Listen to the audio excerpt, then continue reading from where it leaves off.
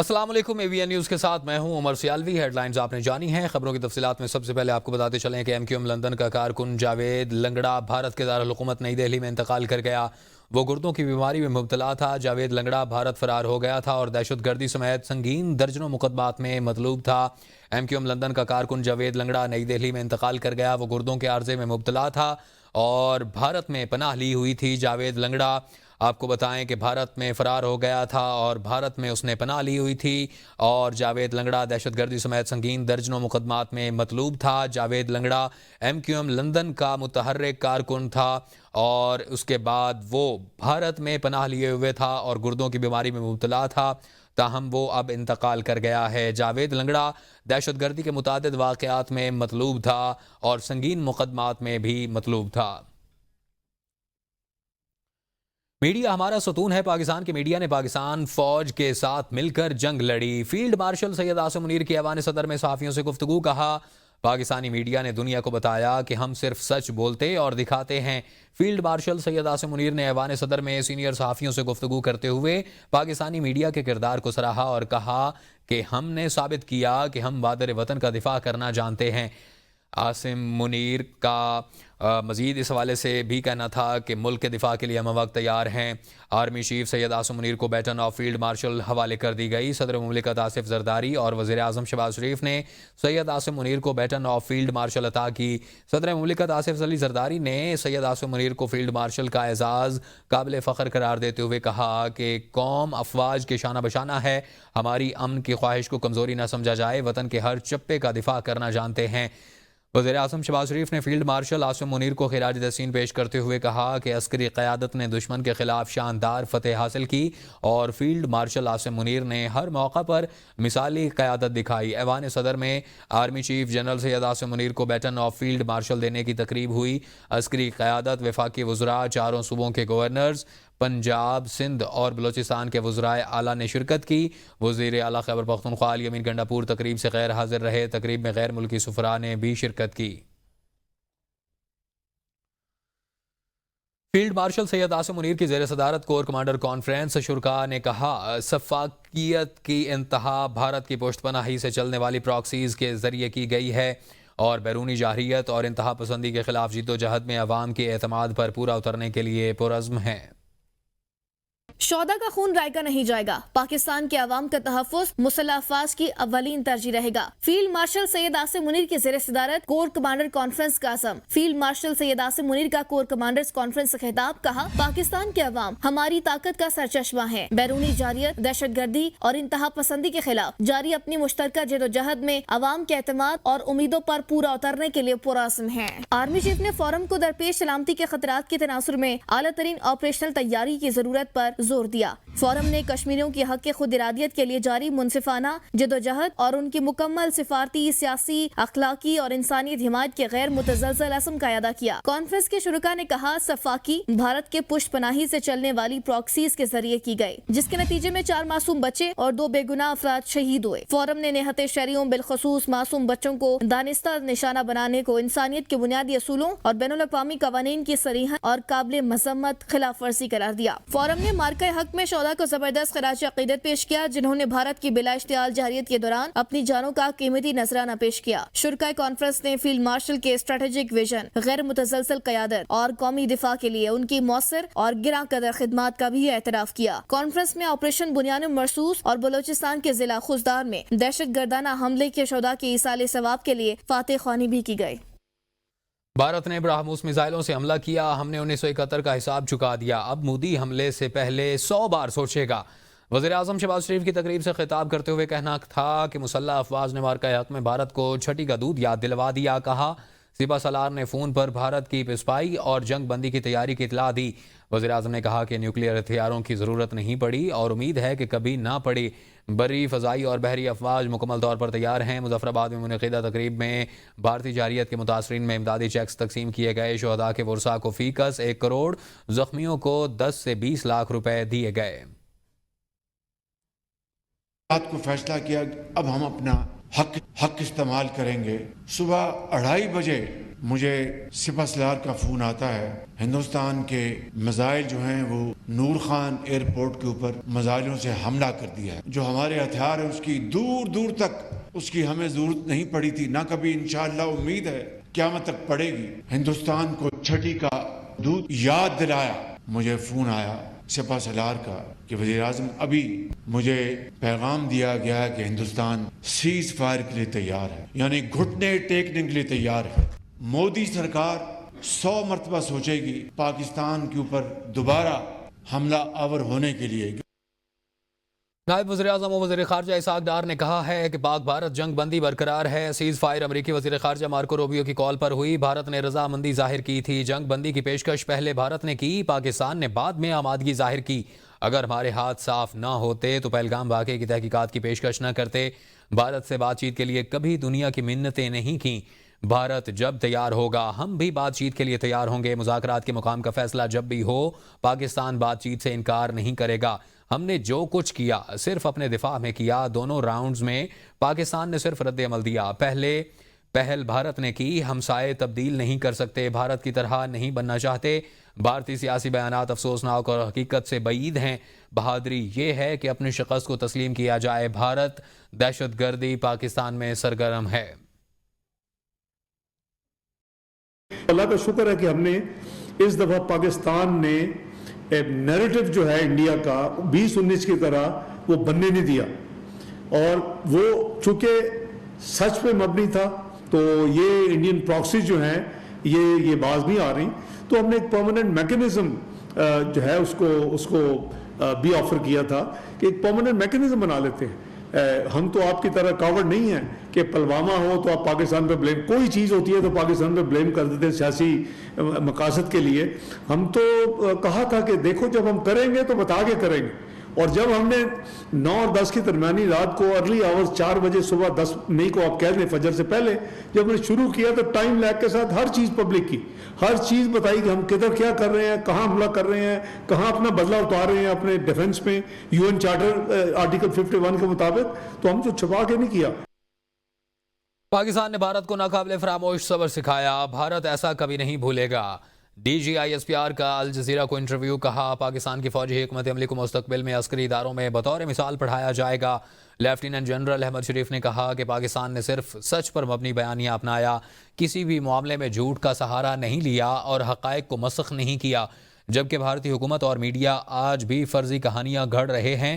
انہوں نے بھارت کی جانب سے گولڈن ٹیمپل پر حملے کا الزام پاکستان پر عائد کرنے کو مضحکہ خیز قرار دیا اور کہا کہ مذہبی مقامات کو نشانہ بنانا پاکستانی اقدار اور دین کے سراسر منافی ہے. انہوں نے کہا کہ بھارتی جارحیت کے خلاف پاکستانی قوم فولادی دیوار بن کر کھڑی رہی. وزیر اعلیٰ خیبر پختونخوا علی امین گنڈاپور کا کہنا ہے کہ ڈنڈے کے زور پر پاکستان کو نہیں چلایا جا سکتا. ملک میں حقیقی جمہوریت کی ضرورت ہے. 2 مہینے کے بعد آج بانی PTI سے ملاقات ہوئی. بجٹ اور سیاسی معاملات پر بانی PTI کو بریفنگ دی. خیبر پختونخوا میں ہم نے IMF کے تقاضے پورے کیے. ہمارے ساتھ نہیں بیٹھیں گے تو IMF کی مزید شرائط پوری نہیں کریں گے. تحریک انصاف کا مینڈیٹ چوری ہوا، مذاکرات کرنے ہیں تو بانی PTI تیار ہیں. بانی PTI کی رہائی کے لیے ہماری جد و جہد جاری رہے گی. ہم بانی PTI کو ہر حال میں رہا کروائیں گے.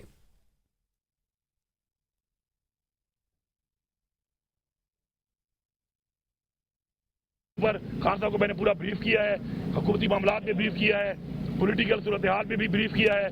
آج میں نے تو ملاقات کر لی، وہ بھی مجھے جس طریقے سے ملاقات مجھے ملی ہے 2 مہینوں کے بعد یہ ایک زیادتی ہے. لاسٹ ٹائم الحمدللہ ہمارے صوبے نے واحد صوبہ ہے کہ IMF کے تمام ٹارگیٹ پورے کیے ہیں، پاکستان کے لیے کیے، پاکستان ہمارا ہے. لیکن اگر یہ رویہ ہے تو پھر IMF کی جو ان کی شرائط ہے اس کے اندر ہم ان سے بیٹھیں گے بھی نہیں اور نہ ان سے بات کریں گے. پھر یہ جانے ان کا کام جانے کہ ڈنڈے کے زور پر آپ ریاست کو نہیں چلا سکتے. پاکستان کے لیے عمران خان صاحب نے ہمیشہ کہا ہے کہ مذاکرات ہے، اگر مذاکرات انہوں نے کرنے ہیں تو عمران خان صاحب اویلیبل ہے. وزیر اعلیٰ پنجاب مریم نواز نے کہا ہے کہ جن وردیوں کو ڈنڈے پر لٹکایا گیا آج انہی وردی والوں نے ملک کی حفاظت کی. ہم نے رافیل طیارے اپنے JF-17 تھنڈر سے گرائے. ہم نے اپنے سے کئی گنا بڑے دشمن کو شکست فاش دی. نیت اچھی ہو تو اللہ تعالیٰ معجزہ کر دیتا ہے. سرگودا یونیورسٹی میں لیپ ٹاپ تقسیم کرنے کی تقریب سے خطاب میں مریم نواز نے طلبہ کو مشورہ دیا کہ وہ کسی فتنے اور سازش کا حصہ نہ بنیں اور اپنی دھرتی ماں کے خلاف قدم مت اٹھائیں. ملک کو ایسے سنبھالنا ہے کہ اس میں کوئی سیاسی وائرس نہ آئے. جو بچے ان کے بہکاوے میں آ گئے آج وہ جیلوں میں ہیں. کہ کبھی اپنی دھرتی ماں کے خلاف قدم مت اٹھانا. میں نے آپ سے صرف یہی کہا ہے کہ فتنہ اور فساد کا ایندھن بننے سے دور رہنا. میں نے آپ سے یہ کہا ہے کہ اب کبھی اپنے وطن کے خلاف زبان مت چلانا. کبھی اپنے ملک کو نقصان نہ ہونے دینا، نہ دینا کبھی، اور کبھی اپنی سرزمین کو شرمندہ نہ کرنا. اور مجھے خوشی ہے کہ آپ نے میری آواز پہ لبیک کہا ہے.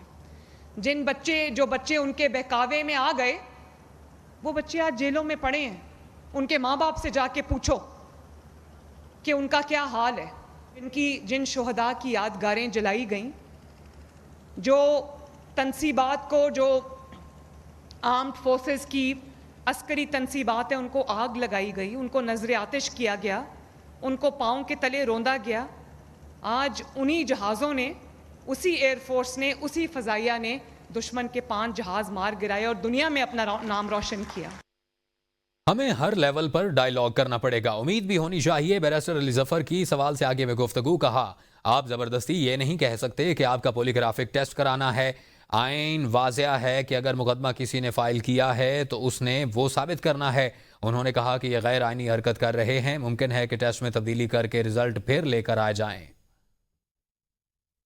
پولیگراف ٹیسٹ لینا جو ہے یہ ایک والنٹری، یعنی کہ یہ آپ کسی کو فورس نہیں کر سکتے.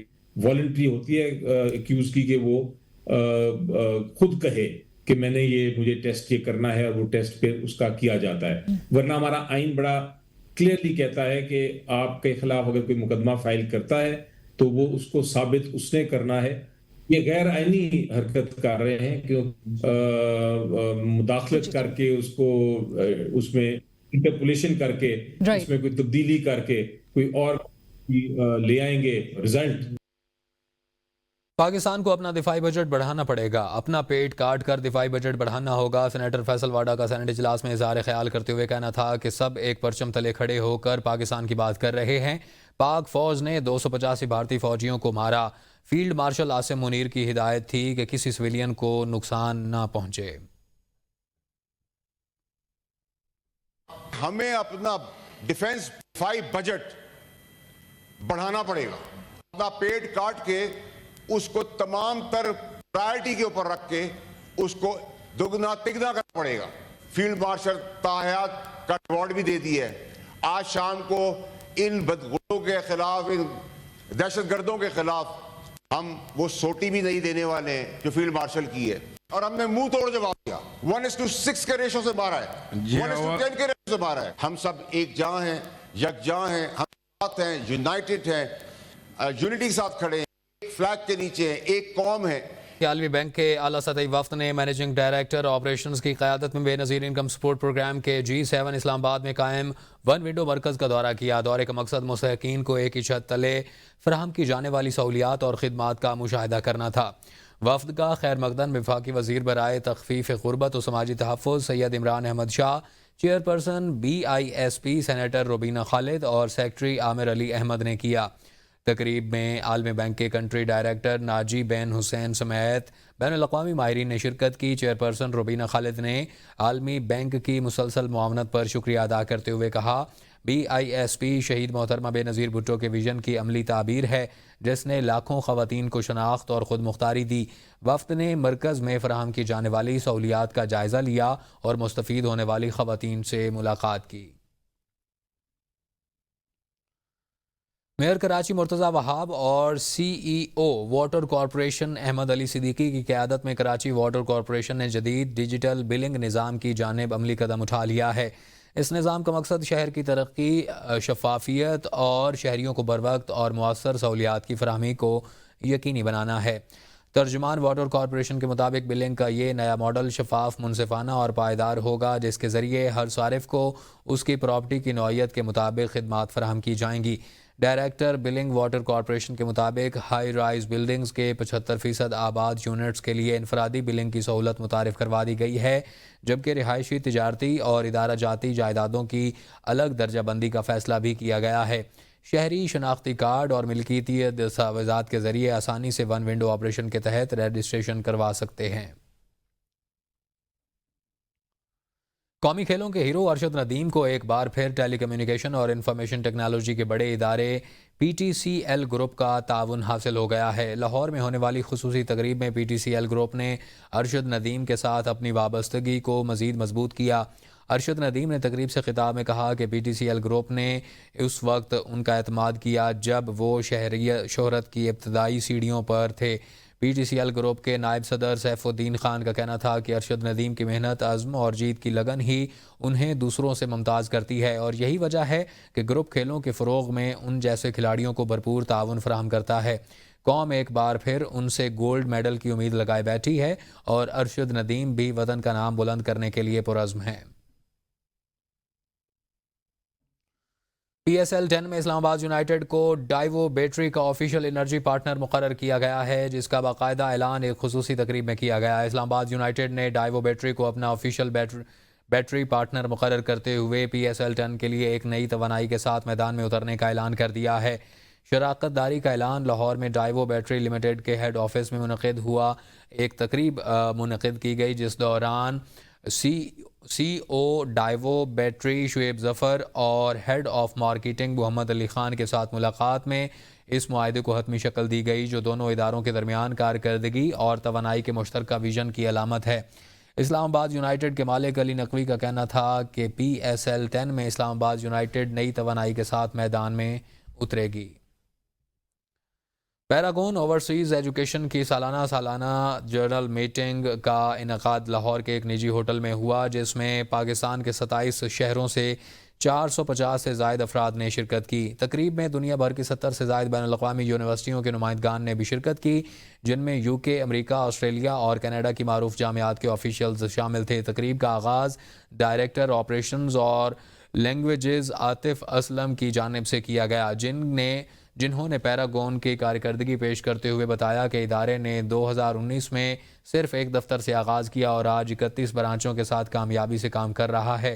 پروگرام کے اختتام پر سی ای او پیراگون اسامہ نصیر نے مستقبل کے منصوبوں کا اعلان کرتے ہوئے بتایا کہ پیراگون گلوبل کے نام سے مختلف ممالک میں دفاتر کھولے جا رہے ہیں۔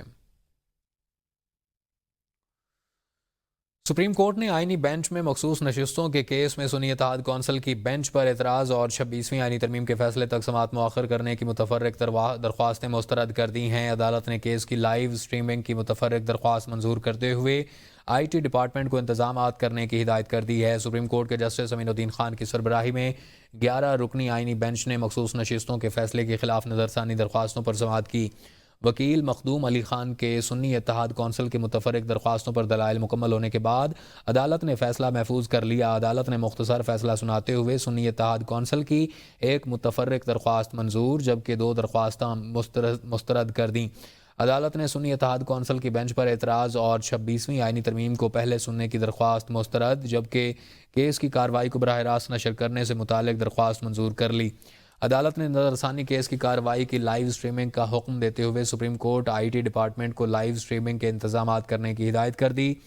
مخصوص نشستوں پر نظر ثانی درخواستوں پر سماعت 26 مئی تک ملتوی کر دی گئی۔ ABN نیوز اسٹوڈیو سے فی الوقت کے لیے اتنا ہی۔ باخبر رہنے کے لیے دیکھتے رہیے ABN نیوز۔